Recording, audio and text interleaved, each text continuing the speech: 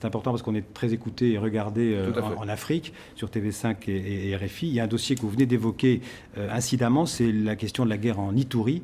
Et il y a entre autres un chef de guerre qui s'appelle Bosco Takanda, qui est poursuivi par la Cour pénale internationale de crimes de guerre. Il est responsable de crimes de guerre dans l'Est du Congo, la région que vous venez de citer en 2002-2003. Est-ce que selon vous, cet homme qui est aujourd'hui officier dans l'armée, qui a été intégré dans l'armée congolaise, doit être livré à la Cour pénale internationale? Il doit être livré à la Cour pénale internationale. Je l'ai redit au président Kabila comme à mes autres interlocuteurs, mais je dois aussi à la vérité de dire que les responsables militaires européens ou américains, les responsables de la MONUSCO par exemple, vous disent il va falloir voir comment l'arrêter, comment l'interpeller. C'est un chef de guerre qui dirige des troupes importantes. Il se trouve notamment à Goma régulièrement. Il habite à Goma, tout tout à le monde fait. sait où il est. Hein. Je vais vous raconter une anecdote. Quand je demande comment le localise-t-on, parce qu'il y a un autre, il y a Kony dans le nord, on me dit, lui, il faut essayer de le pister dans les brousses, on ne sait pas comment le trouver, les Américains Il se cherchent cache par pas, satellite. Takanda. Takanda, il est au restaurant. Oui, oui.